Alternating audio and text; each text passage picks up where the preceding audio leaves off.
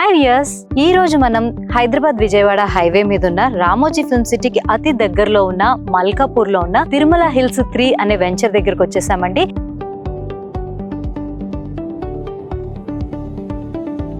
ఇది వచ్చేసి NSR developers వాళ్ళ కన్స్ట్రక్షన్ లో ఉందన్నమాట. సో ఈ రోజు మనం ఇక్కడికి వచ్చేసాం కాబట్టి ఎన్ఎస్ఆర్ డెవలపర్స్ ఫౌండర్ అయిన నల్లమల్లి శ్రీనివాసరావు గారితో మనం మాట్లాడదాము.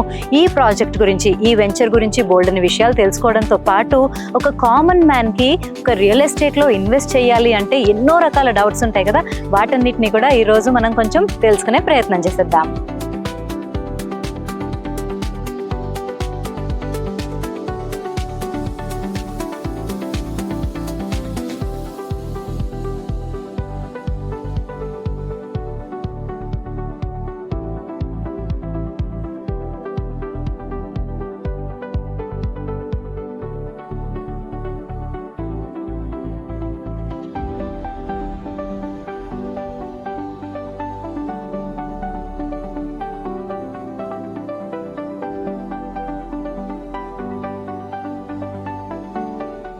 నమస్కారం సార్, ఎలా ఉన్నారు?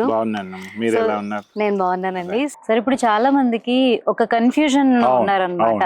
అంటే రెంటెడ్ హౌస్ లో ఉండాలా లేకపోతే ఒక ప్రాపర్టీలో ఇన్వెస్ట్మెంట్ చేయడం కరెక్టా అని చెప్పేసి అనుకుంటూ ఉంటారు కదా.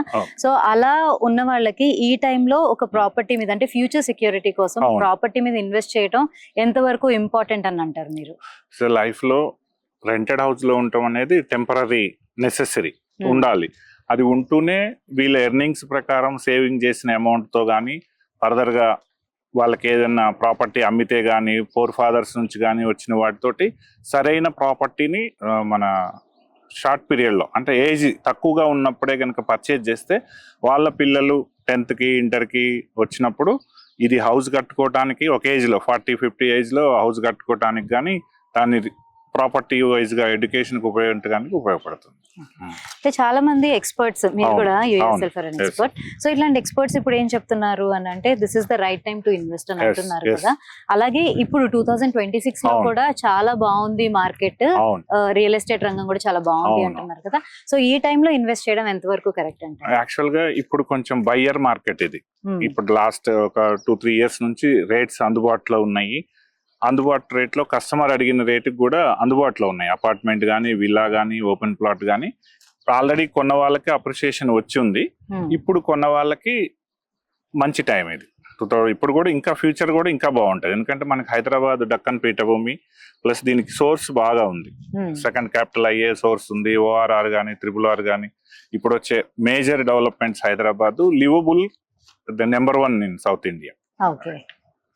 సో ఇప్పుడు అదే కన్ఫ్యూజన్ లో కూడా ఇప్పుడు కొనాలి అని చెప్పేసి అందరూ అంటున్నారు. ఒక పియర్ ప్రెషర్ కూడా, అరే వాళ్ళు కొనుక్కుంటున్నారు వీళ్ళు కొనుక్కుంటున్నారు అనే ఒక తొందరపాటులో వీళ్ళు ప్రాపర్ గా డాక్యుమెంట్స్ అవి చూడకుండా కూడా కొన్ని సార్లు వెళ్ళిపోవడము, తర్వాత ఏదో లీగల్ ఇష్యూస్ అవి వచ్చి వాటి కోర్ట్ కేసుల్లో వాటిలో తిరగడం అని అనుకుంటున్నారు. సో ఒక కామన్ పర్సన్, ఒక బయర్ ఎవరైనా ఒక ప్లాట్ గానీ ఒక ఫ్లాట్ గానీ ఏమైనా కొనాలి అని అనుకుంటే అసలు ఏమేమి ఇంపార్టెంట్ అని అంటారు? యాక్చువల్ గా ఎవరన్నా కొనాలనగానే వాళ్ళకి న్యాచురల్ గా భయం కూడా వేస్తుంది. అంటే ఇది ప్రాపర్టీ లీగల్ గా ఉందా, క్లియర్ గా ఉందని. ఫస్ట్ ప్రాపర్టీ కొన్న వాళ్ళు ప్రాపర్టీని విజిట్ చేయాలి. వాళ్ళు కొనాలనుకున్న ప్రాపర్టీని విజిట్ చేయాలి. విజిట్ చేయడంతో పాటు దానికి లీగల్ 33-40 ఇయర్స్ దాకా లింక్ డాక్యుమెంట్స్ కరెక్ట్ గా ఉన్నాయా, టైటిల్ డీడ్ కరెక్ట్ గా ఉందిగా, వీళ్ళకి మున్సిపల్ కానీ, హైడ్రా కానీ, HMDA కానీ, రేరా కానీ పర్మిషన్స్ ఉన్నాయా లేవా ఇవన్నీ చెక్ చేయాలి. అవసరమైతే ఎవరన్నా న్యాయ నిపుణులు కానీ లేదా ఎక్స్పర్ట్స్ కానీ అడిగి అవన్నీ చెక్ చేసుకున్న తర్వాత ప్లస్ వాళ్ళకి ఎలా యూజ్ అవుతుంది, ఆ ప్రాపర్టీ వాళ్ళకి ఏ విధంగా యూజ్ అవుతుందో అనలైజ్ చేసుకున్న తర్వాత ఆ ప్రాపర్టీని సబ్ రిజిస్ట్రేషన్ ఆఫీస్ పోయి ఎంక్వైరీ చేసుకోవటము, మనకి అమ్మే వాళ్ళ పేరు మీద ఉందా లేదా చెక్ చేసుకోవటము, ప్లస్ అక్కడ ఏం డెవలప్మెంట్స్ వస్తున్నాయి, ORR వస్తుందా, RRR వస్తుందా, ఇండస్ట్రియల్ వస్తున్నాయా లేదా దగ్గరలో ఇంకేదన్నా ఉన్నాయా. ఇప్పుడు ఈ సైట్కి మనకి మల్కాపూర్ ఇండస్ట్రియల్ ఏరియా ఉంది, రామోజీ ఫిల్మ్ సిటీ దగ్గరగా ఉంది, విజయవాడ హైవేకి పక్కనే దగ్గరే ఉంది. కాబట్టి అట్లా మనం చెక్ చేసి లీగాలిటీ ఇంపార్టెంట్, తర్వాత పర్మిషన్స్, తర్వాత మనకి ఫ్యూచర్ లో అప్రిషియేషన్ అవటానికి సోర్స్ ఏముంది అవన్నీ అనలైజ్ అయిన తర్వాత వాళ్ళు డిసిజన్ తీసుకోవాలి, నిర్ణయం తీసుకొని పర్చేజ్ చేయాలి. ఓకే. సో ఇప్పుడు మీరు చెప్పినట్టు అవును. ఈ హెచ్ఎండిఏ అప్రూవల్ అంటున్నాము, రేరా అవును. గురించి మాట్లాడుతున్నాము, లేదంటే టైటిల్ అని అంటున్నాం అవును. కదా, సో వీటి గురించి కొంచెం ఎలాబరేట్ చేస్తారా? వీటి గురించి అంటే ఇప్పుడు సోషల్ మీడియా వచ్చిన తర్వాత, ఆన్లైన్ వచ్చిన తర్వాత ఈజీ. ఒకప్పుడు చాలా కష్టం. కరెక్ట్. చాలా హైదరాబాద్ వరకు లో కొంత నాలెడ్జ్ అయితే లాస్ట్ ఉంటుంది. 36 ఇయర్స్ చూస్తున్నాను. అప్పుడు మాకు మాన్యువల్ గా చెక్ చేసుకోవాలి, ఆఫీస్ కి వెళ్ళాలి. ఇప్పుడు ఆన్లైన్ లో రేరా ఉంది. రేరా వెబ్సైట్ లోకి వెళ్ళిపోయి ఆ ప్రాజెక్ట్ ఎవరి పేరు ఉంది, ఎవరు అమ్మారు, ఎవరు కొన్నారు, ఎన్ని అమ్మారు అన్ని చెక్ చేసుకోవచ్చు. Okay. ఇప్పుడు ఈజీ. తర్వాత అట్లాగే హెచ్ఎండిఏ లో సైట్ లో వెబ్సైట్ లోకి వెళ్ళేసి చెక్ చేసుకోవచ్చు. Okay. తర్వాత అన్నిటికన్నా ఫిజికల్ గా విజిట్ చేసి సరౌండింగ్ పీపుల్స్ తో గానీ, సరౌండింగ్ లో గానీ ఎంక్వైరీ చేయొచ్చు. సబ్ రిజిస్ట్రేషన్ ఆఫీస్ కూడా ఇప్పుడు ఆన్లైన్. ఇప్పుడు యాక్చువల్ గా మాక్సిమం అంతా ఆన్లైన్ అయిపోయింది. ఆన్లైన్ లో ఈజీ అయిపోయింది. ఇప్పుడే సెర్చ్ చేసుకోవటం కానీ, ఇవి తెలుసుకోవటం కానీ, ఇట్లనే ఎవరన్నా ఎక్స్పర్ట్స్ కానీ, ఆల్రెడీ పర్చేజ్ చేసి అప్రిషియేషన్ పొందిన ఎక్స్పీరియన్స్ ఉన్న వాళ్ళని సజెషన్ తీసుకుంటే సరిపోతుంది. సో ఇప్పుడు ఈ సోషల్ మీడియాలో ఈ ప్రమోషన్స్ అవన్నీ చూసిన తర్వాత మనకి ఎన్నో ఇలాంటి వెంచర్స్ గురించి వీటన్నిటి గురించి వస్తున్నాయి కదా, సో వీటిలో జెన్యూన్ ఏది అని తెలుసుకోవాలి అంటే ఇప్పుడు మీరు చెప్పిన ఈ హెచ్ఎండిఏ లేదంటే రేరా అప్రూవ్డ్ వీటిలో చూస్తే సరిపోతుందా, లేకపోతే ఇంకా ఏదైనా చెక్ చేయాలంటారా? ఏది జెన్యూన్ ప్రాజెక్ట్? ఇది యాక్చువల్ గా ఇప్పుడు సోషల్ మీడియాలో వచ్చింది. ఇప్పుడు అంత ఆర్టిఫిషియల్ ఇంటెలిజెన్స్ వచ్చింది. అది వాళ్ళు ఎట్లయినా గ్రాఫిక్ చేసి చూపించచ్చు. ఇవి చెప్పినవి ఫిజికల్ గా ఉన్నాయా లేవా అనేది వచ్చి చెక్ చేయాలి. మ్యాండేట్ ఏంటంటే ఫిజికల్ విజిట్. ఇవాళ రేపు కుదరదు బిజీ లైఫ్ లో. సాటర్డే సండేనో వీకెండ్ లోనో ఎప్పుడో వాళ్ళకి కుదిరినప్పుడు ఎప్పుడో ఒకప్పుడు ఫిజికల్ గా విజిట్ చేస్తే వాళ్ళకి అవగాహన వస్తుంది. ఆ విజిట్ కూడా ఎట్లా లీజర్ గా ఒక 1-2 hours పెట్టుకొని చూడాలి. ఫ్యామిలీ అంతా కానీ, ఎవరన్నా ఫ్రెండ్స్ తో కానీ చూసి దాన్ని అనలైజ్ చేసుకుంటే కరెక్ట్ ఇన్ఫర్మేషన్ వస్తుంది. సోషల్ మీడియాలో చూసింది ప్రతిదీ మనం నమ్మటానికి లేదు. అందుకని దాన్ని కరెక్ట్ గా ఉందా, గ్రౌండ్ లో అదే ఉందా లేదా చెక్ చేసుకుని పోతే బాగుంటుంది. సో ఇప్పుడు ఒక 25 ఏళ్ల క్రితం చూస్తే, అంటే మేము చిన్నగా ఉన్నప్పుడు మేము ఒక సొంత ఇంటిని కట్టుకోవాలి అని అనుకున్నప్పుడు చాలా ఆలోచించే వాళ్ళు, చాలా డిస్కస్ చేసేవాళ్ళు, బ్యాక్ అండ్ ఫోర్త్ చాలా ఉండేది.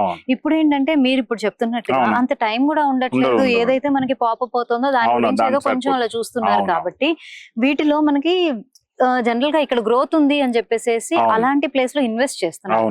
కానీ ఒకవేళ మనకు ముందరే ఎలా తెలుస్తుంది ఈ ప్లేస్ లో గ్రోత్ ఉండబోతుంది, ఇక్కడ ఫ్యూచర్ ఉంటుంది అని ఏమన్నా మనకి తెలుసుకోవడానికి ఎట్లా ఐడెంటిఫై చేయాలంటే? అది కరెక్ట్ ప్రశ్న. అది తెలుసుకోవడానికి ఏంటంటే మనకి ఇప్పుడు కరెంట్ అఫైర్ గానీ, గవర్నమెంట్ అనౌన్స్మెంట్ గానీ, న్యూస్ లో గానీ, ఎక్స్పర్ట్స్ గానీ తెలుసుకుంటున్నారు. యాక్చువల్ గా గవర్నమెంట్ అన్ని అనౌన్స్ చేస్తుంటది. అట్లానే అన్ని చెప్పినవన్నీ కూడా రావు. ఏది వస్తుంది, ఏది రాలేదు, కొంచెం దాని మీద మనం శ్రద్ధ పెట్టాలి. ఇప్పుడు మనం దేని మీద అయితే మనం లైఫ్ లో శ్రద్ధ పెడతామో దీని మీద కూడా ఎక్కువగా పెడితే ఒకసారి ఎక్స్పీరియన్స్ వచ్చిన తర్వాత ఆటోమేటిక్ గా మనకు తెలుస్తుంది. ఒక్కోసారి మనం అప్రిషియేషన్ వస్తుంది అనుకున్న ఏరియా అప్రిషియేషన్ రాదు. కానీ ల్యాండ్ రేట్ ఏమి అవ్వదు. మనం కొంచెం వెయిట్ చేసి రైట్ ప్రైస్ కి అమ్మేయచ్చు. అప్రిషియేషన్ వచ్చే ఏరియాస్ కావాలంటే కరెంట్ అఫైర్స్ కానీ, గవర్నమెంట్ ఆఫీసర్స్ కానీ, ఎక్స్పర్ట్స్ కానీ సలహా తీసుకొని తీసుకోవాలి. ఓకే. సో అంటే కొంచెం కరెంట్ అఫైర్స్ మనం అప్డేటెడ్ గా ఉంటే కనుక మనం ఇన్వెస్ట్ చేసేది దానిలో గ్రోత్ ఉంటుందా లేదా అనేది కొంచెం ఐడెంటిఫై చేయడం ఈజీగా తెలిసిపోతుంది. అంటే ఇప్పుడు ఇక్కడ ఏం వస్తుంది అనేది రోజు న్యూస్ పేపర్స్ లో, టీవీలో వస్తుంది, మీడియాలో. దాన్ని మనం ఒకసారి అనలైజ్ చేసుకుని కన్ఫర్మ్ చేసుకోవాలి. అది మనకి ఏ గవర్నమెంట్ అనౌన్స్ చేసింది, ఏ రోడ్ లో రోడ్ వస్తుంది, ఏది వస్తుంది అనేది మనం ముందుగా ఊహించగలగాలి. ఇప్పుడు ఎట్లా బిల్డింగ్ అయ్యేటప్పుడు ఇంజనీర్ ఊహిస్తాడు ఎలివేషన్, సేమ్ అట్లాగే ఇది కూడా మనం కొంచెం దాని మీద శ్రద్ధ పెడితే 100% గ్రౌండ్ వర్క్ చేసుకుంటే సరిపోతుంది. ఒకళ్ళ హస్బెండ్ అండ్ వైఫ్ డిస్కస్ చేసుకోవటం ద్వారా కూడా కొన్ని విషయాలు వస్తాయి. వాళ్ళకి ఏ కోణంలో ఇది ఉపయోగపడుతుందో ఆ ప్రాపర్టీని వాళ్ళు ఎంచుకోవాలి.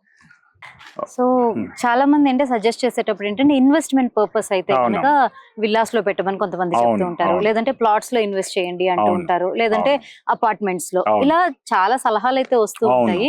ఒక ఎక్స్పర్ట్ గా మీరేం సజెస్ట్ చేస్తారు, దేని మీద పెడితే కరెక్ట్ గా మనకి బాగుంటుంది అంటారు? ఓకే. ఏంటంటే ఇప్పుడు వాళ్ళు కొనేటప్పుడు లివబుల్ ఉండాలనుకోండి, వాళ్ళు వర్క్ ప్లేస్ లోనే ఉంటాం అనుకున్నారు, అక్కడ నియర్ బై ఉన్న అపార్ట్మెంట్ బెటర్. లేదు వాళ్ళు లావిష్ గా ఫ్యూచర్ వానికి పిల్లల తర్వాత కానీ, తర్వాత పేరెంట్స్ కానీ విల్లాలో ఉండాలనే వాళ్ళకు ఆ థాట్ ఉన్నప్పుడు వాళ్ళ నియర్ బై వర్క్ ప్లేస్ కి నియర్ బై విల్లాని సెలెక్ట్ చేసుకోవాలి. లేదు గ్రోత్ కోసం, ఫైనాన్షియల్ గ్రోత్ కోసం, పిల్లల ఫ్యూచర్ కోసం. ఇప్పుడు మన ఫాదర్ కూడా గచ్చిబౌలిలో 1000 గజాలు కొని ఉంటే ఇప్పుడు మనం పని చేయాల్సిన పని లేదు. అట్లా ఇప్పుడు ఓపెన్ ప్లాట్ ఎక్కడైతే కొంటామో అది అప్రిషియేషన్ వచ్చేదాకా వెయిట్ చేస్తే open plot best. First choice open plot, lands. తర్వాత ప్రిఫరెన్స్ మన వర్క్ ని బట్టి అపార్ట్మెంట్. అది మన లైఫ్ స్టైల్ కోసం విల్లా. ఓకే. సో అట్లా మూడిటికి కూడా ఒక పర్టికులర్ థాట్ ప్రాసెస్ ఉండి దాన్ని బట్టి వెళ్ళాలి అంటారు. కంపల్సరీ. ఓకే. సో ఇప్పుడు బ్యాంక్ లో లోన్స్ అవి తీసుకుంటూ ఉంటారు కదా, వీటి వలన ఎంతవరకు సేఫ్టీ ఉంటుంది అంటారు? ఒక ప్రాపర్టీ మీద ఇన్వెస్ట్ చేసేటప్పుడు ఈ బ్యాంక్ లోన్స్ మీద వాటి మీద ఎంతవరకు సేఫ్టీ ఉంటుంది? బ్యాంక్ లోన్ తీసుకోవడం వల్ల వీళ్ళకి ఫైనాన్షియల్ సపోర్ట్ వస్తుంది.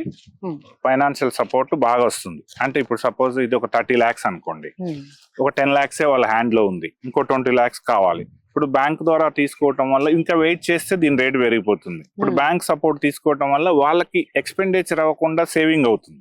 ఈ ఈఎంఐ వల్ల టైట్ అవుతుంది కదా, వాళ్ళకి ఇది ప్రాపర్టీ నిలిచిపోతుంది. ఈఎంఐ ఈజీగా కట్టడానికి కావాలంటేనే, లేదు వాళ్ళకి ఈఎంఐ లాంగ్ టర్మ్ పెట్టుకోవడానికి కూడా అవకాశం ఉంది బ్యాంక్ లో, 15 years 20 years. అప్పుడు ఈఎంఐ తక్కువ ఉంటుంది. ప్రాపర్టీని ఎక్వైర్ చేయడానికి బ్యాంక్ లోను సహాయపడుతుంది. అట్లా అని వాళ్ళకి కూడా ఈఎంఐ అంటే భయం ఉంటుంది.